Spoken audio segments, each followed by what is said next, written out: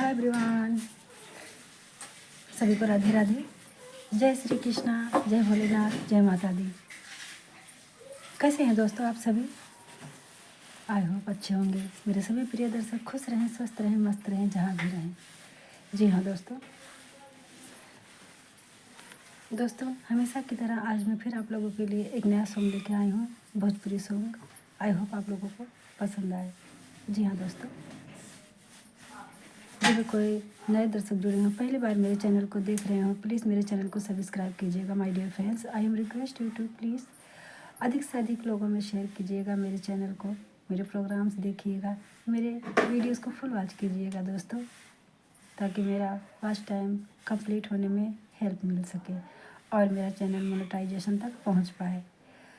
जी हाँ दोस्तों, आप लोगों का लाइक, कमेंट, शेयर वेरी इम्पोर्टेंट। जी हाँ दोस्तों, लाइक कीजिएगा। लाइक करने में आपका कुछ नहीं जाता दोस्तों।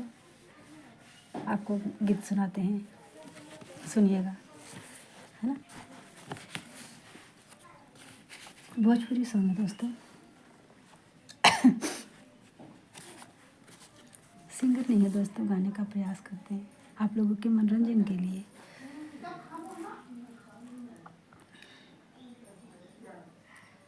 सुनाते हैं दोस्तों।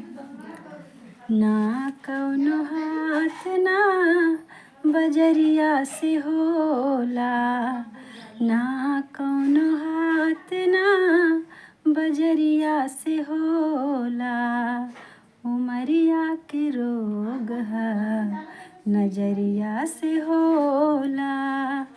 ना कौनो हाथ ना बजरिया से होला, ना कौनो हाथ ना बजरिया से होला, उमरिया के रोग है नजरिया से होला, उमरिया के रोग है नजरिया से होला।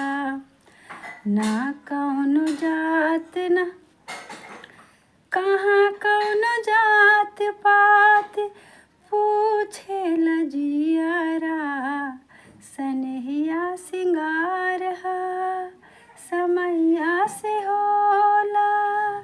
कहाँ कौनो जात पात पूछे लजियारा, सनहिया सिंगार है समैया से होला। ना कौनो हाथ ना बजरिया से होला, ना कौनो हाथ ना बजरिया से होला, उमरिया के रोग है नजरिया से होला। देहिया हमार हकदार बा सितम के, इनका के मत मारा जा मारदा जा हमके। देहिया हमार हकदार बा सितम के, इनका के मत मारा जा मारदा जा हमके। ई फैसला ना कटरिया से होला, ई फैसला ना कटरिया से होला, उमरिया के रोग है उमर नजरिया से होला। ई फैसला ना कटरिया से होला, उमरिया के रोग है नजरिया से होला। एक वरिया खून बहे, एक वरिया खून बहे, एक वरिया खून हो। काहे सब कले हले बा करे जा कठोर हो, इसके के इलाज नाही जहरिया से होला, इश्क के इलाज नाही जहरिया से होला, उमरिया के रोग है नजरिया से होला, ना कौनो हाथ ना बजरिया से होला, ना कौनो हाथ ना बजरिया से होला। उमरिया के रोग है नजरिया से होला, उमरिया के रोग है नजरिया से होला, ना कौनो हाथ ना बजरिया से होला। उमरिया के रोग है नजरिया से होला। कहाँ कौनो जात पात पूछे लजियारा, सनहिया सिंगार हा संवरिया से होला।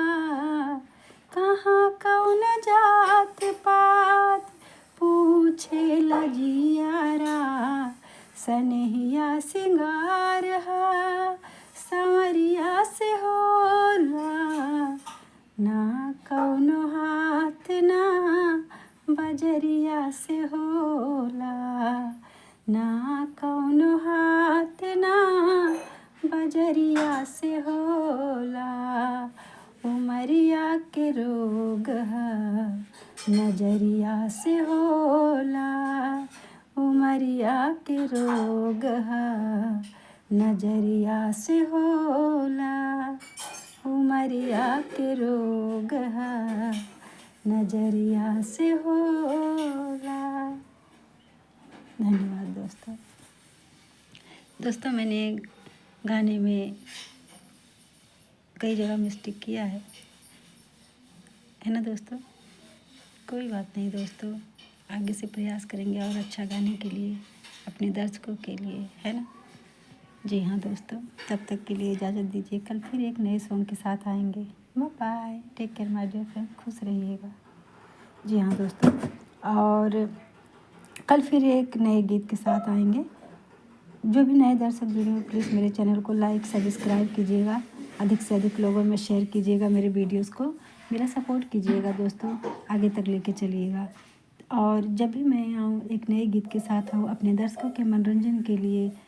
और आप लोगों से यही रिक्वेस्ट है दोस्तों कि आप लोग मेरे वीडियोस को अधिक से अधिक लोगों में शेयर कीजिएगा, मेरा सपोर्ट कीजिएगा।